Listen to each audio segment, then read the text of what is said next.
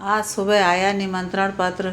जब बिमला देवी ने खाने की मेज पर अपने पुत्र अमोल को दिखाया, तब अमोल उस निमंत्रण पत्र को देखता रह गया। एक नज़र निमंत्रण पत्र को देखकर वह चुपचाप थोड़ा सा खाकर ही खाने की मेज से उठकर अपने कमरे में चला गया।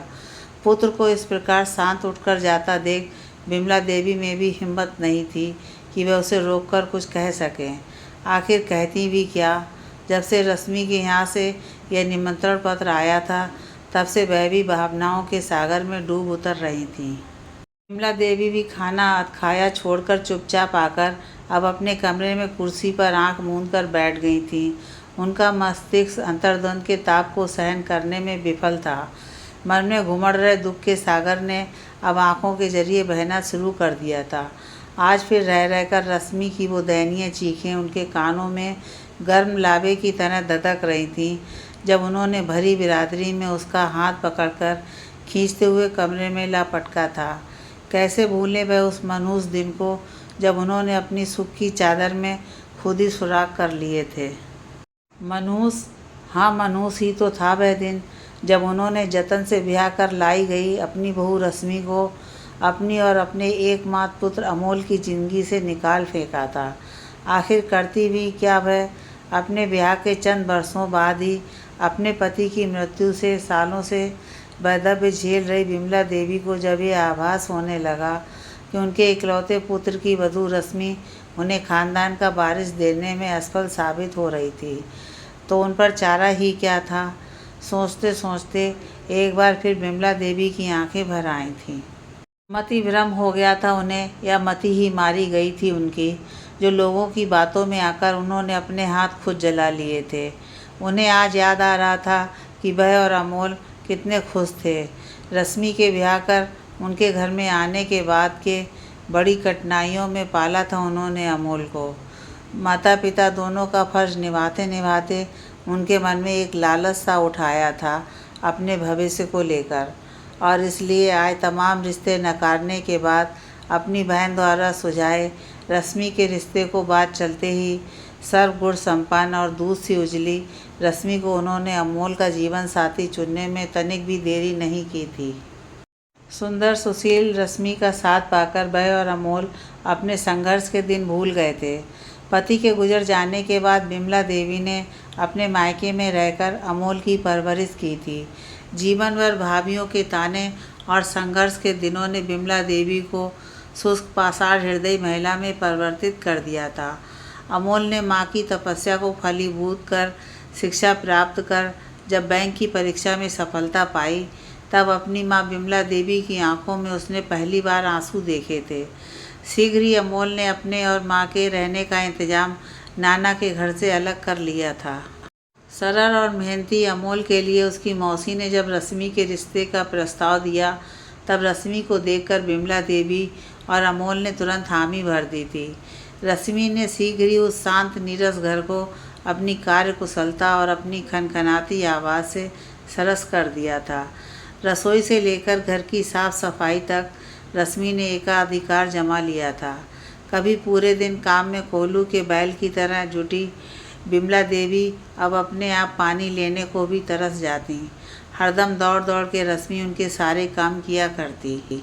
बचपन से ही ताई चाची के साय में पली बड़ी बिन माँ की बच्ची रश्मि विमला देवी के रूप में माँ पाकर जैसे कृतार्थ हो गई थी।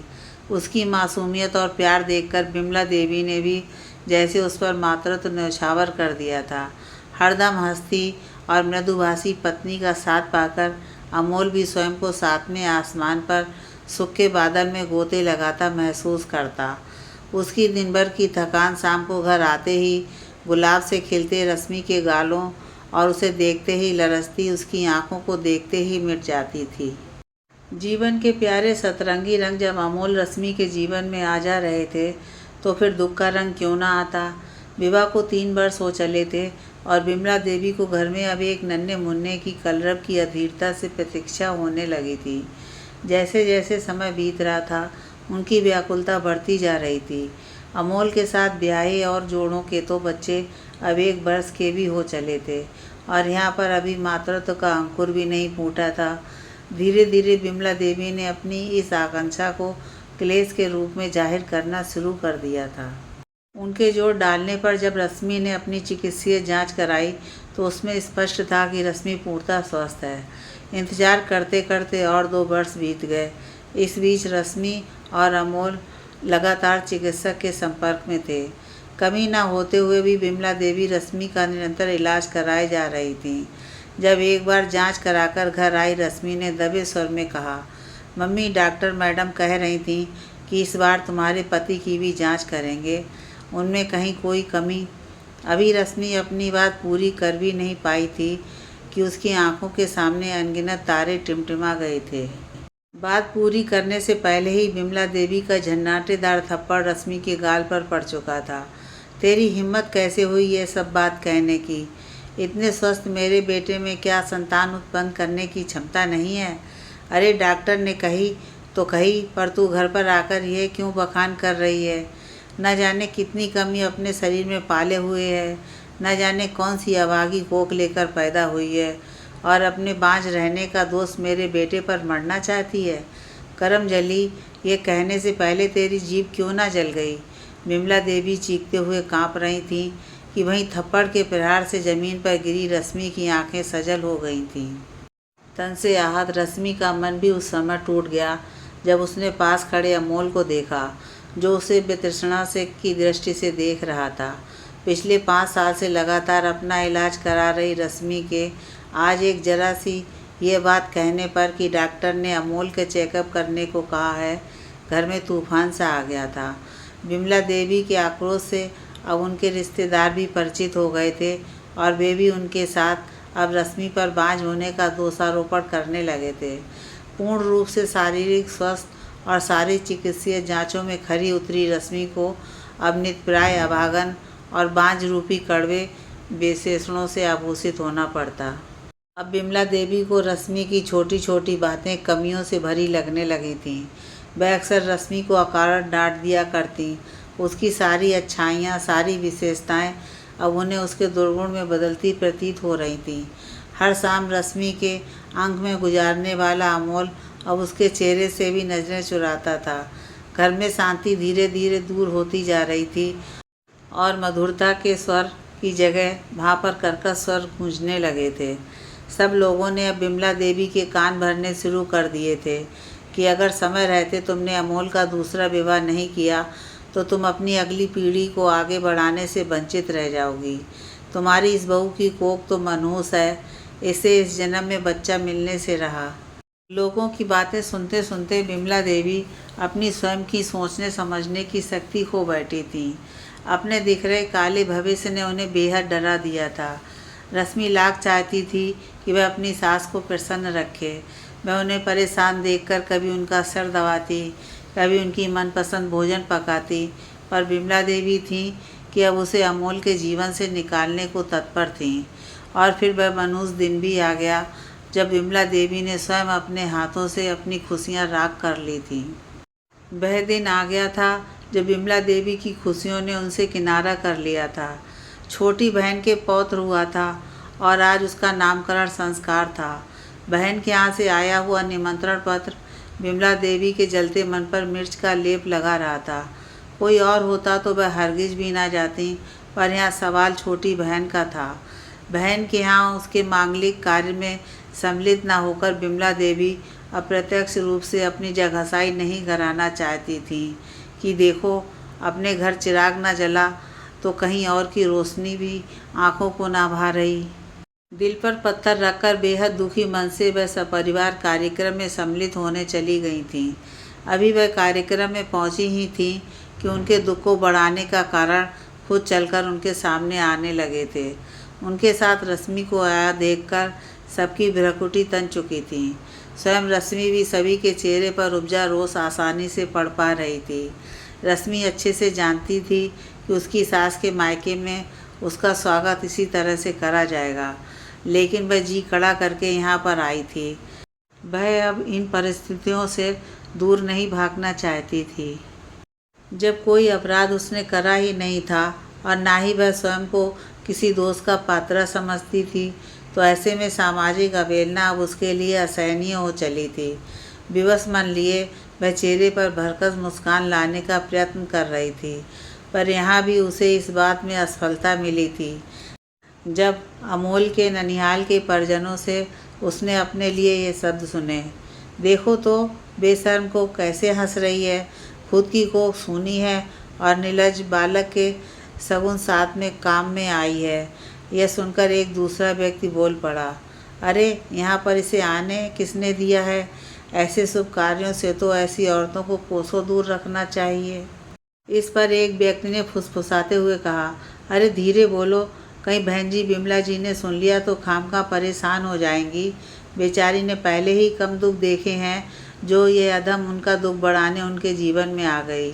गर्म शीशे की तरह कान में पिघल रही ये बातें जैसे तैसे रश्मि सुनकर साथ खड़े अमोल को विवशता से देखने लगी कि शायद वह उनका प्रतिवाद करें, लेकिन उसके दुख की तब पराकाष्ठा ना रही जब उसने देखा उन लोगों की बातें सुनकर अमोल उससे मुंह फेरकर आगे बढ़ गया था। विमला देवी और अमोल तेजी से अंदर चले गए थे और बेचारी रश्मि सकचाती हुई उनके पीछे जैसे तैसे घिसटकर उस कक्ष में प्रवेश कर गई थी जहाँ पर नवजात का नामकरण संस्कार के लिए हवन चल रहा था। हवा और धुएं की निकासी की सही व्यवस्था न होने के कारण वह कक्ष पूरी तरह से हवन की धूप सामग्री के धुएं से भर चुका था। जहाँ बड़े बड़े लोग उस अवस्था में सांस लेने में दिक्कत महसूस कर रहे थे, तो फिर वह नवजात कैसे सांस ले पाता? नन्हा बालक एकदम से सांस सी रोक गया था। कक्ष में चल रहा हास प्रयास नवजात की माँ के घबराहट भरे स्वर और रुदन से एकदम निस्तेज हो चला था। किसी को कुछ समझ में नहीं आ रहा था कि एकदम से बालक को क्या हुआ, कि तभी अचानक रश्मि को सामने खड़ा देखकर एक बुजुर्ग महिला ने उस पर उंगली इंगित कर दी और ऊंचे स्वर में कहने लगी, अरे ये अपशगुनी सामने आ गई है तो ऐसा तो होना ही था। इस बांझ को ऐसे शुभ अवसर पर लाकर खड़ा कर दोगे तो ऐसा नहीं होगा तो क्या होगा? अरे दूर करो इसे, नहीं तो न जाने और क्या हो जाएगा। अपने पौत्र की ऐसी हालत देखकर बिमला देवी की छोटी बहन चीखने लगी, जीजी मैंने तुमसे कहा था इस मनुष्य को अपने साथ मत लेकर आना, लेकिन तुम्हें मेरी क्या पड़ी है? देखो करा दिया ना कांड। हाय रे मेरा लाल, घबराई हुई रश्मि कहने लगी, अरे आप लोग बच्चे को बाहर खुली हवा में ले जाइए, अभी सब सही हो जाएगा। निर्लज्ज बेशरम अभी भी खड़ी है और ऊपर से सलाह दे रही है। हाय हाय, कोई तो इसे बाहर ले जाओ। कुछ औरतों का समूह चीखने लगा था। बिमला देवी का जैसे खून सूख चुका था। लोगों के चीखने से सन पड़ी बिमला देवी जैसे नींद से जागीं और रश्मि को हाथ पकड़कर घसीटकर बाहर ले जाने लगीं। मम्मी जी रुकिए, ऐसा मत कीजिए, मेरी कोई गलती नहीं है। अरे आप ही इन्हें बताइए कि ऐसा कुछ भी नहीं है जैसा लोग मुझे समझ रहे हैं। गिड़गिड़ाती हुई रश्मि कभी अपना हाथ पकड़कर घसीट ले जा रही बिमला देवी को देखती और कभी अमोल की तरफ देखकर दयनीय स्वर में यह सब रोक देने को कहती। आंसुओं से लाल हो चुकी उसकी आंखें तब अंगारे उगलने लगीं जब उसने देखा अमोल दूसरी तरफ मुंह फेर कर उसे अनदेखा कर रहा था। सब कुछ जानते हुए भी अमोल का यह बर्ताव अब रश्मि के बर्दाश्त से बाहर था और उसका सब्र का बांध टूट गया था। जब बिमला देवी ने उसे कमरे में बंद करते हुए ये शब्द कहे, पड़ी रहे यहाँ करम जली अपनी मनहूस कोख लेकर। बस मम्मी जी, मैं आपकी बहुत इज्जत करती हूँ। इज्जत क्या करती हूँ, मैं तो आपको अपनी जान से ज़्यादा प्यार करती हूँ। आपके रूप में मैंने ममता का वह रूप देखा जो शायद मेरे नसीब में लिखा ही नहीं था। आप मुझे सब कुछ कह सकती हैं, लेकिन मेरी कोख को मनहूस नहीं कह सकती। यह कहने का अधिकार मैं किसी को भी नहीं दूंगी। हमेशा शांत और मृदुभाषी रश्मि के तेवर अब विस्फोटक हो चुके थे। यह सुनते ही बिमला देवी आपा को बैठी थी और वापस कमरा खोलकर उसका हाथ झटकते हुए बोली, और क्या कहूँ तुझे, क्यों तू मेरा और मेरे बेटे का पीछा नहीं छोड़ती? अरे बेशर्म, थोड़ी भी शर्म बाकी हो तो निकल जा हम लोगों की ज़िंदगी से, हमें भी संतान का सुख देखने दे। बिमला देवी का कहना ही था कि आंखों में आंसू लिए रश्मि वहाँ से चल दी थी। वहाँ से बाहर निकलने से पहले वह एक बार अमोल के पास गई और धीरे से उससे बोली, आज सवेरे मैंने आपकी वो रिपोर्ट पढ़ ली थी जो आपने मुझसे बिना बताए अपनी मेडिकल जांच करवाई थी। सब कुछ जानते हुए भी अगर आप मेरी इस प्रकार बेइज्जती सहन कर सकते हैं तो फिर हमारे साथ रहने का कोई अर्थ ही नहीं है। मैं चाहूँ तो अभी आपकी जाँचों की सारी बातें यहाँ सबको बता सकती हूँ, पर मैंने कभी आपकी मान मर्यादा बनाए रखने का संकल्प किया था, वह मैं आज भी नहीं तोड़ूँगी। चलती हूँ, शायद हमारा साथ यहीं तक था। उधर बाहर खुली हवा में बच्चे को ले जाया गया था और बच्चा वापस ज़ोर ज़ोर से रोने लगा था। एक बार फिर से हर्षोल्लास का वातावरण छा गया था। जिस सकचाती हुई रश्मि ने डरते डरते समारोह में प्रवेश किया था, उसका आज अंत हो गया था और अब लाल तप्त आंखें लिए समारोह से बाहर निकलती रश्मि में उपज आया उसका आत्मविश्वास ही संबल था। उसे समझ में आ गया था कि अमोल के साथ उसका सफ़र यहीं तक था। समारोह के बाहर निकलती रश्मि की तेज कदमों को देखने की शक्ति अमोल में नहीं थी। उसका अपराधी मन नज़रों को उठने ही नहीं दे रहा था। जब अपनी मेडिकल रिपोर्ट देखने की शक्ति स्वयं उसमें ही नहीं थी, तो कैसे उसका दम्भी पौरुष मन इस सच को स्वीकार कर पाता। उस दिन रश्मि के समारोह से निकलते कदमों की परिणति अमोल रश्मि की तलाक पर जाकर रुकी थी। मन से हार चुका और अपनी आत्मा का दमन कर चुका अमोल अपने ही रचाए इस कुचक्र को नियति का खेल मान रहा था और इसी वजह से अपने जीवन से रश्मि का साथ यूँ फिसल जाने से ठगा सा महसूस करने के साथ एक झूठी राहत भी महसूस कर रहा था। उसने अपनी कमी को रश्मि के दुर्भाग्य के रूप में मढ़कर विदा जो कर दिया था। अपने भविष्य संवारने में अंधी विमला देवी रश्मि को अमोल के जीवन से निकालने में सफल हो गई थी। रश्मि के प्रति वर्षों का उपजा उनका मातृत्व छद्म साबित हुआ था।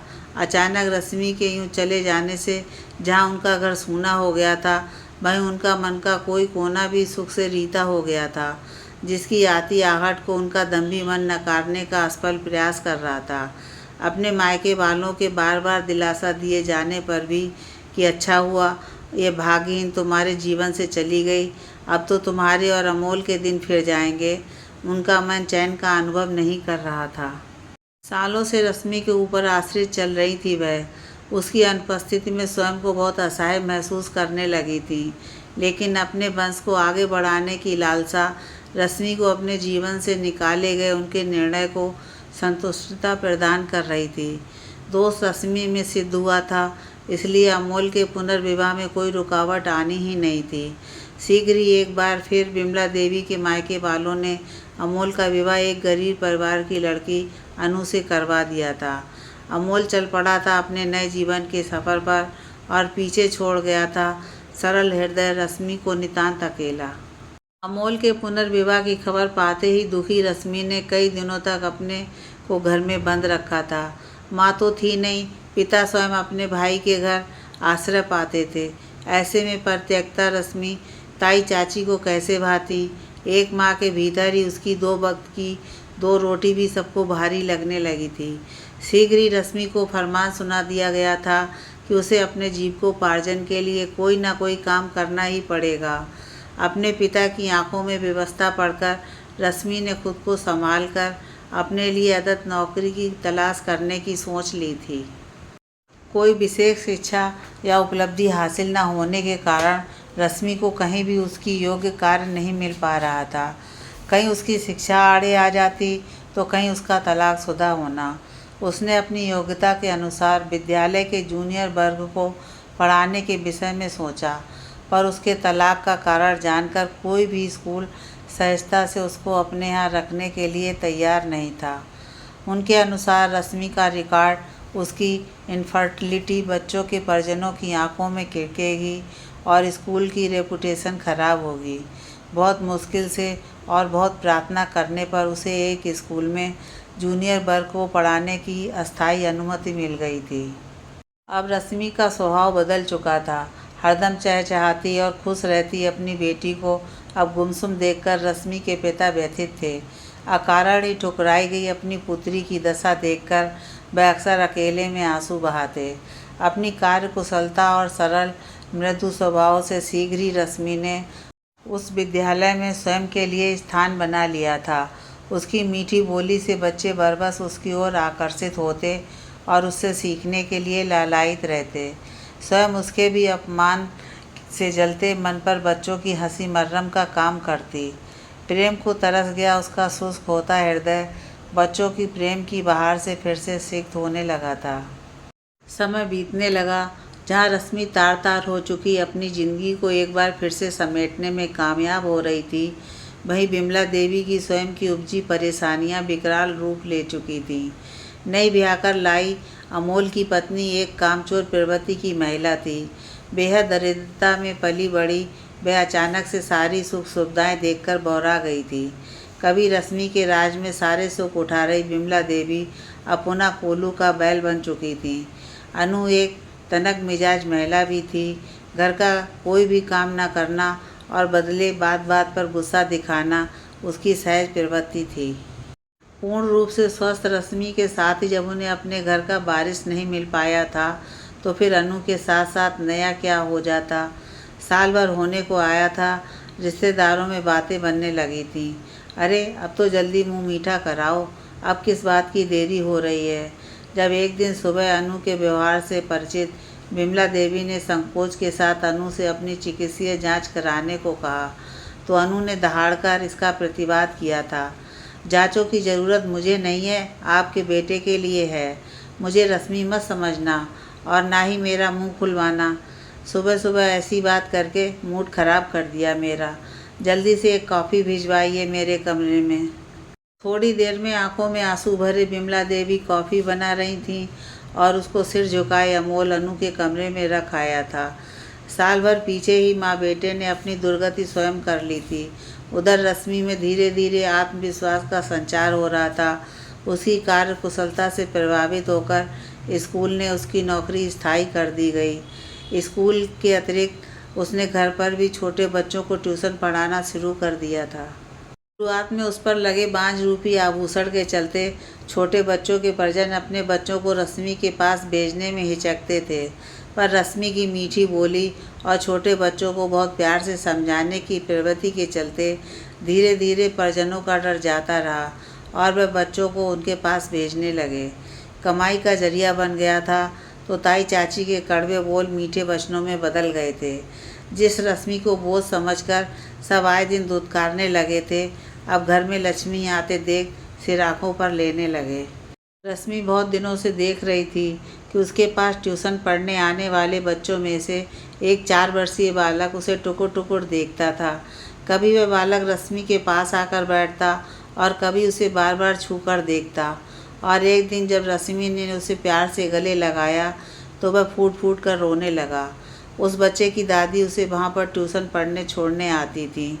जब रश्मि ने उनसे इस विषय में पूछा तो वह दुखी होकर बोली, अभी 3 माह पहले ही इसकी माँ की मृत्यु हो चुकी है और बेटी इसकी माँ तुम्हारी तरह ही मुस्कुराते हुए मीठा बोलती थी और इसे प्यार करती थी, तो शायद यह तुम में अपनी माँ का अक्स देखता है।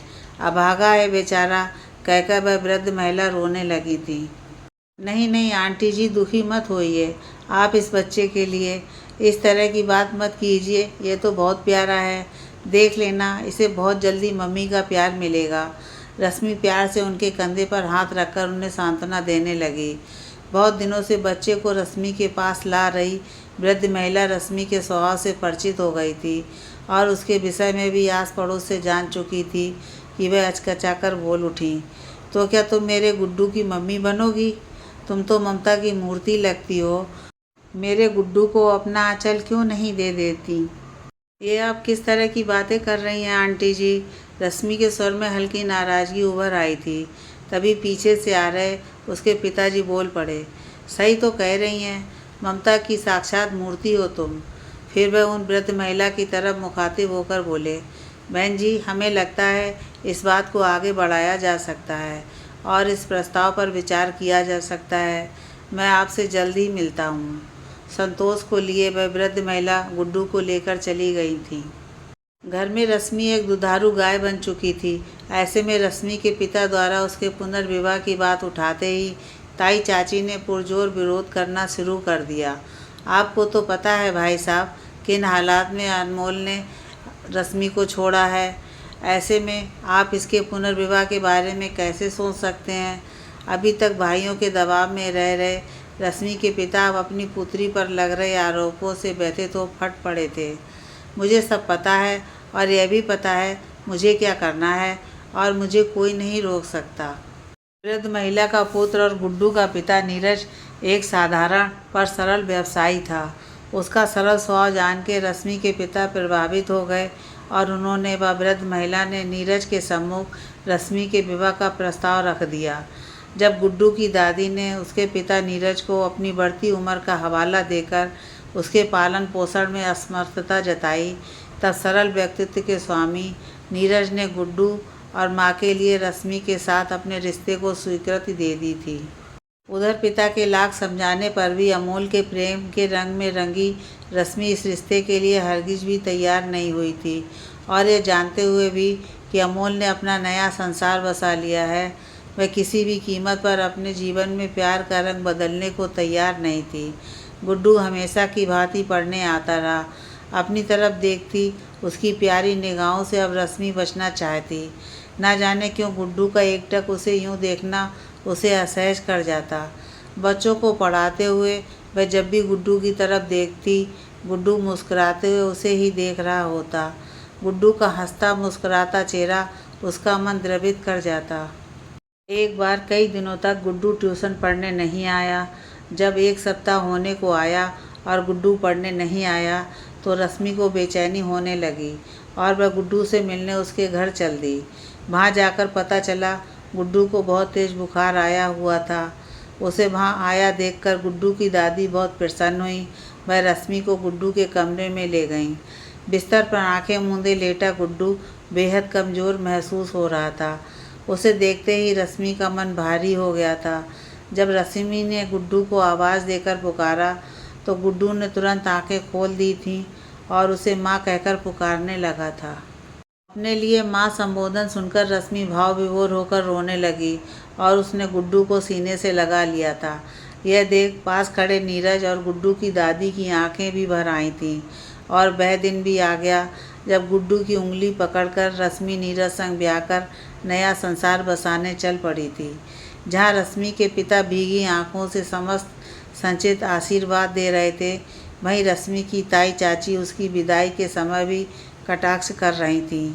चलो बेचारी बांझ है, इसकी अपनी संतान तो हो नहीं सकती, भगवान ने गुड्डू के रूप में बना बनाया बेटा ही दे दिया है। गुड्डू की उंगली थामे उसके भोले चेहरे को निहारती रश्मि को आज किसी की बातें नहीं चुभ रही थीं। गुड्डू की भोली मुस्कान के सामने आज सारी बातें बेमानी थीं। रश्मि ब्याह कर अब नए आशियाने को महकाने पहुंच चुकी थी। नीरज अपेक्षाकृत सुलझे व्यक्ति थे। वह रश्मि की मनोदशा से परिचित थे। उनके मृदु स्वभाव व स्नेह से रश्मि का खोया हुआ व्यक्तित्व वापस आ चुका था। साथ ही साथ रश्मि नीरज के लिए एक अच्छी जीवन साथी सिद्ध हो रही थी। अपनी कार्य कुशलता से जहाँ न सिर्फ उसने घर को महका दिया था, बल्कि उसकी सूझबूझ और सलाह से नीरज का साधारण सा व्यवसाय भी कम समय में ही ऊंचाइयां छूने लगा था। गुड्डू की दादी भगवान के हाथ जोड़ते नहीं थकती थीं और गुड्डू तो अब रश्मि की सांसें था। रश्मि की सुबह से लेकर रात तक की दिनचर्या का सबसे अभिन्न हिस्सा था गुड्डू। जब वात्सल्य संग मातृत्व का मेल चरम पर था तो भगवान कैसे न कृपा करते। साल भर पीछे ही रश्मि ने एक स्वस्थ कन्या को जन्म देकर परिवार संपूर्ण कर दिया था। रश्मि के एक स्वस्थ बच्चे को जन्म देते ही बिरादरी में तरह तरह की बातें होने लगी थीं। जो लोग कभी विमला देवी की तारीफ करते नहीं अगाते थे, अब उन्हें ही बुरा भला कह रहे थे। अमोल का दूसरा विवाह पूरी तरह से असफल साबित हुआ था। अनु बदमिजाज महिला थी जो विमला देवी के व्यवहार से सामंजस्य नहीं बिठा पाई और छोटे छोटे विवादों के बाद अपने मायके में रहने लगी थी। और जगहंसाई ना हो इस कारण अमोल को ना तो तलाक लेते बनता था और ना अनु के साथ निभाते। आगे का जीवन कैसे कटेगा यह सोचकर ही विमला देवी का कलेजा मुँह को आता था। रश्मि उनके जीवन से क्या गई थी, मानो सुख ही चला गया था और इस बात पर मुहर आज लग गई थी। आज रश्मि की बेटी के नामकरण का निमंत्रण पत्र जब विमला देवी और अमोल के पास पहुंचा तो उनके जीवन में फिर से उथल पुथल मच गई थी। नामकरण वाले दिन रश्मि की गोदी में एक प्यारी सी कन्या और बराबर में रश्मि से चिपक कर बैठे प्यारे गुड्डू को देखकर विमला देवी की आंखें भर आई थीं। नीरज ने विमला देवी और अमोल से अपनी पुत्री और अपने परिवार को आशीर्वाद देने को कहा। अमोल चाहकर भी रश्मि से नज़रें नहीं मिला पा रहा था। जब रश्मि ने विमला देवी के चरण स्पर्श किए तो उन्होंने उसे गले से लगा लिया और उनकी रुलाई फूट पड़ी। बेटी, तुमने तो मुझे बहुत सुख दिया था, मैं अभागी ही उस सुख को पहचान नहीं पाई। तुम्हारी सौभाग्यदायिनी कोक को मनहूस कहती रही, जबकि मनहूस तो मेरा दम्भ था, जो सच को स्वीकार ही नहीं करना चाहता था। हो सके तो मुझे माफ़ कर देना। माँ, आप क्यों रो रही हैं? जो हुआ वह प्रभु की इच्छा थी। शायद आपको मैंने कभी सुख दिया या नहीं यह तो मुझे नहीं पता, पर आपने मुझे अमोल के जीवन से अलग करके जो मातृत्व का सुख दिया है, जो मेरी कोक को सौभाग्य प्रदान करने का अवसर दिया है, उसके लिए मैं सदैव आपकी ऋणी रहूँगी। कहते हुए उसने अपनी बेटी का मुख चूमने के साथ ही गुड्डू को सीने से लगा लिया था। उधर अमोल और विमला देवी पराजित दुखी मन से कक्ष से बाहर निकल रहे थे। उनके कदम अब अनु के घर की तरफ बढ़ रहे थे। शायद अभी समय रहते वो समेटना बाकी था।